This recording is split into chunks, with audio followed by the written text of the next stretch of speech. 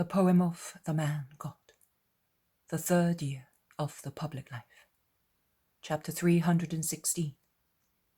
Jesus' sorrow, prayer, and penance. 2nd of November, 1945. Jesus is once again at the foot of the massive height on which ch.316 is built. But he is not on the main road, let us call it so, or mule track, along which the cart came. He is instead on a little footpath fit for ibexes, so steep it is, strewn with large stone splinters and deep crevices, and seem to be stuck onto the mountainside. I would say that it is engraved on the vertical face of the mountain, which looks as if it were scratched by a huge claw. At its edge, there is a precipice, a sheer, deep drop, at the bottom of which an angry torrent foams along. To slip there means to fall hopelessly, bouncing from one bush to another of bramble or other wild plant, which have grown between the crevices of the rocks, I do not know how, as they have not come up vertically, as is normal with plants, but obliquely and even horizontally, compelled by their ubication. To slip there means to be torn to pieces by the thorns of such plants, or to have one's back broken by the impact on rigid tree trunks protruding over the abyss. To slip there means to be lacerated by the sharp-edged stones sticking out from the face of the precipice. To slip there means to drop bleeding and in pieces to the foamy water of the angry torrent and be drowned, and lie submerged on a bed of pointed rocks and be lashed by the impetuous water. And yet, Jesus is walking along that path, that scratch in the rock, which is even more dangerous because of the dampness that is rising, steaming from the torrent, or drops from the overhanging surface and from the plants growing on that vertical face, which I would say is lightly concave.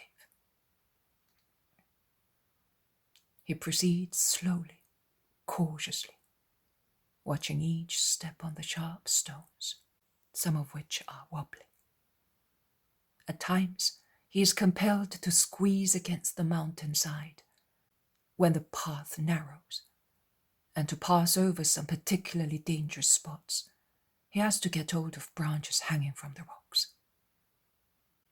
He goes round the western side thus and reaches the southern one, where the mountain, after a perpendicular drop from the summit, becomes more concave than elsewhere, allowing the path thus to widen a little, but reducing its height, so that Jesus now and again must lower his head to avoid knocking it against the rocks. Perhaps he intends to stop there, where the path ends abruptly because of a landslide. But when he sees that under the cliff there is a cave, a fissure in the mountain rather than a cave, he lets himself down among the fallen stones. He goes in.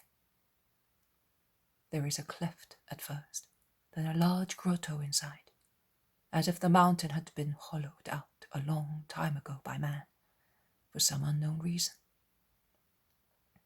One can clearly see that the natural curves of the rock have been enlarged by man, who on the side opposite the entrance opened a narrow corridor, at the end of which there is a streak of light, and remote forests can be seen, which proves that the corridor cuts through the mountain spur from the southern side to the eastern one.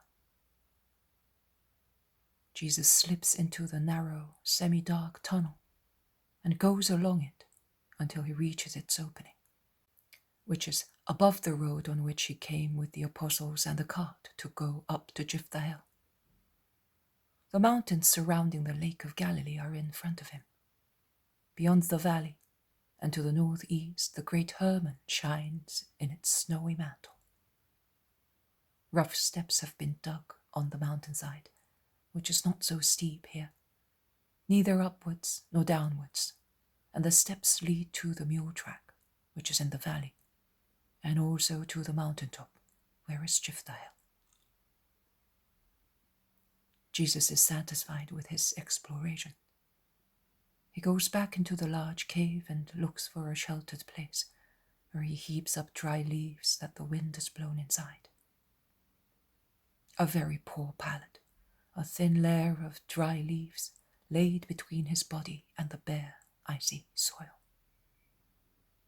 He drops on it and remains inert, lying with his hands under his head, staring at the rocky vault, absorbed. I would say bewildered, like one who bears a strain or is struck by sorrow greater than one's strength. Then tears, without sobs, begin to drop slowly from his eyes and stream down both sides of his face, disappearing in his hair near his ears and ending among the dry leaves. He weeps thus for a long time, without speaking or moving. He then sits up, and with his head between his raised knees, embraced by his clasped hands, he calls his far-away mother with all his soul. Mother! Mother! Mother of mine! My eternal sweetness! Oh, mother, I wish you were near me! Why do I not always have you, the only comfort of God? Only the hollow cave replies to his words and his sobs, with the whisper of a faint echo, and it seems to be weeping and sobbing itself through its edges and rocks, and the few and still small stalactites hanging in a corner, the one which is probably most exposed to the internal activity of water. Jesus continues weeping, although more calmly, as if the simple invocation of his mother consoled him, and his weeping slowly changes into a monologue. They have gone. Why? Whose fault is it? Why did I have to grieve them thus, and grieve myself, since the world fills each day of mine with affliction? Judas! I wonder where Jesus' thought wanders when he lifts his head from his knees and looks in front of himself with wide open eyes, and the tense face of a person engrossed in the vision of future spiritual events, or in deep meditation. He no longer weeps, but he's evidently suffering. He then seems to be replying to an invisible interlocutor, and he stands up to do so. I am a man, Father. I am the man. The virtue of friendship, which was wounded and torn from me, is writhing and moaning sorrowfully. I know that I must suffer everything. I know, as God, and as God I want it for the good of the world. As man also I know, because my divine spirit informs my humanity. And also as man I want it for the good of the world. But how grievous it is, O Father! This hour is much more sorrowful than the one I lived with your spirit and mine in the desert.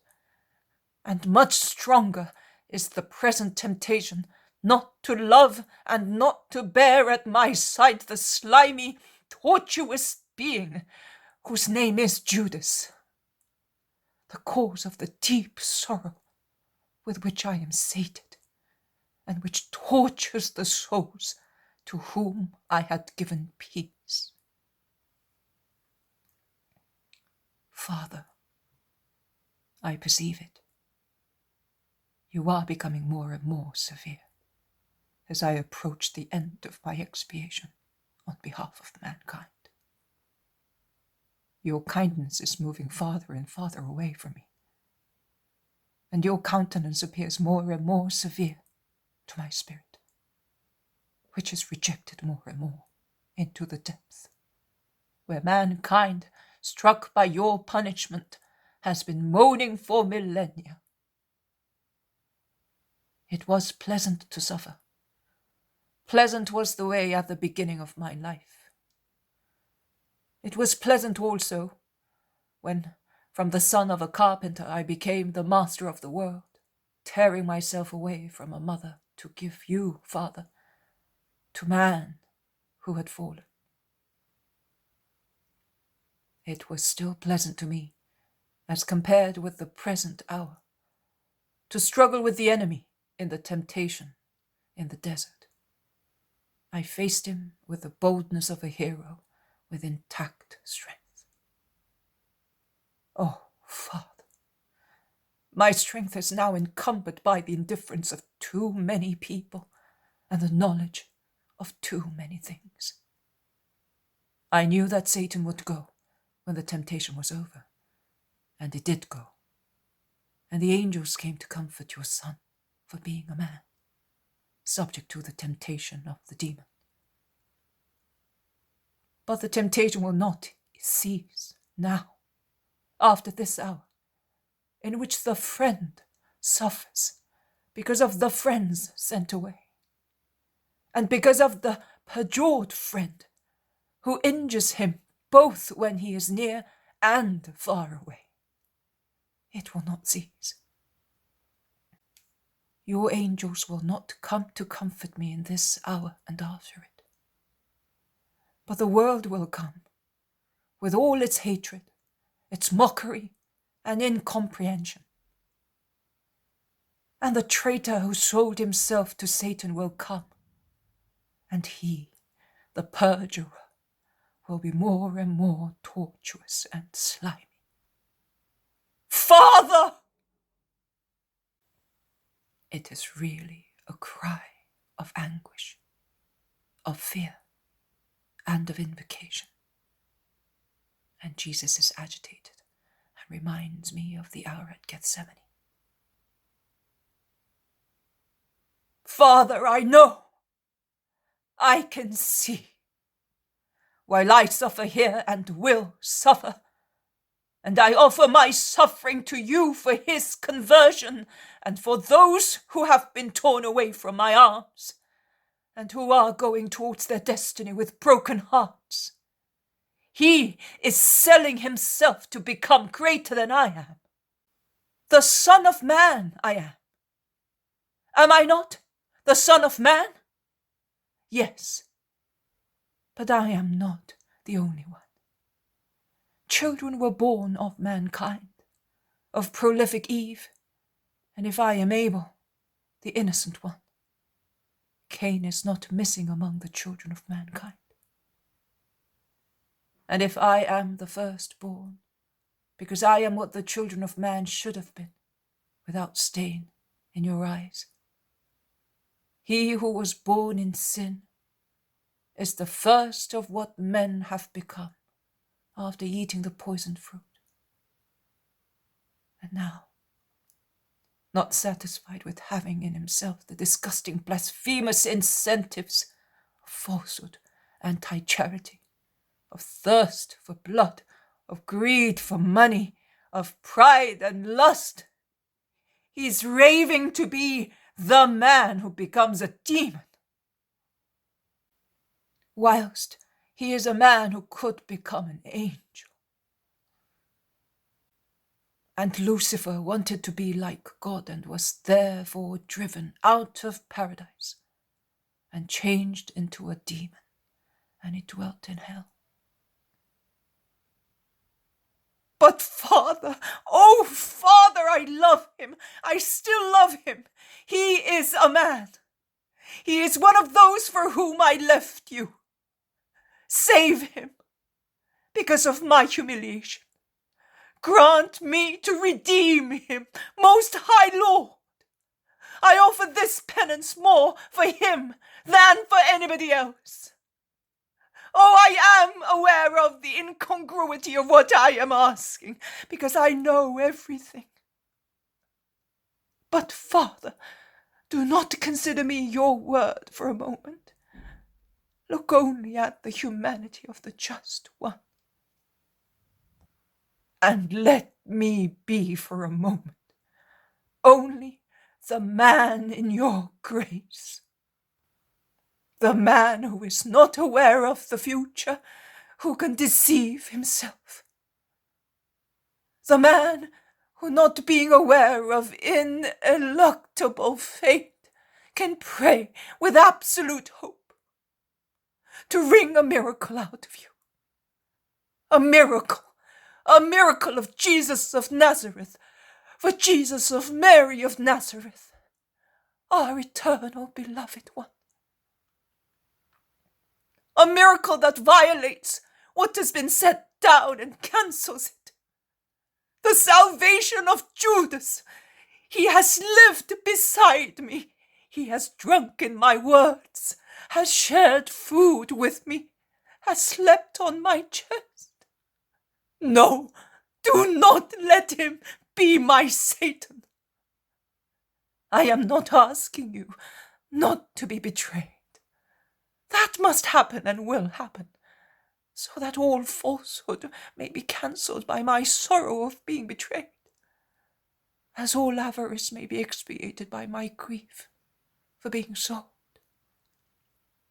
as amends may be made for all blasphemy through my torment at being cursed, and faith may be given to those who are and will be without faith, through my torture at not being believed, and all the sins of the flesh may be cleansed by my being scourged.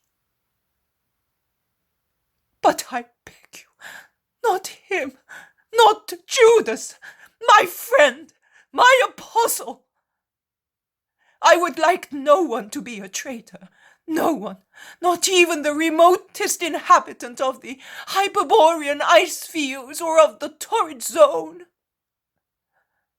I would like you alone to be the sacrificer, as you already have been in the past, when you set fire to the Holocaust by means of your flames. But since I am to die by the hand of man, and since the traitor friend will be a more brutal executioner than the real executioner, the putrid traitor, who will have in himself the stench of Satan, and is already inhaling it, to be like me in power. That is what he thinks in his pride and lust. Since I am to die by the hand of man, Father, do not let him, whom I called friend and I loved as such, be my traitor. Increase my torment, Father, but give me Judas's soul.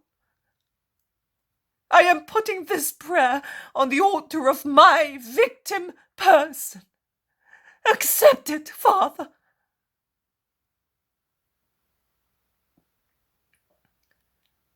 Heaven is closed and silent. Is this therefore the horror that I shall have with me until my death? Heaven is silent and closed. Is this therefore the silence and the prison in which I shall breathe my last? Heaven is closed and silent. Is this therefore the supreme torture of the martyr? Father, may your will be done, not mine.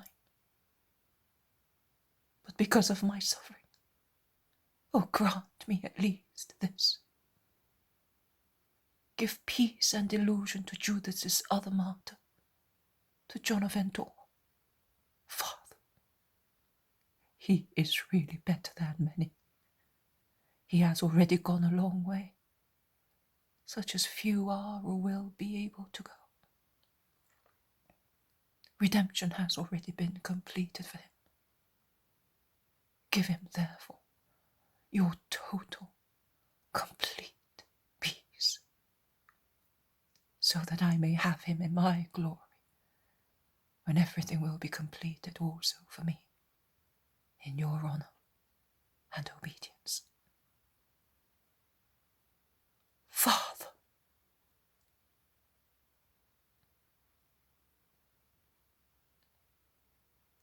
Jesus has slowly fallen on his knees and is now weeping with his face on the ground. And while he prays, the light of the short winter day fades precociously in the dark cavern, and the roar of the torrent seems to grow louder as the shade in the valley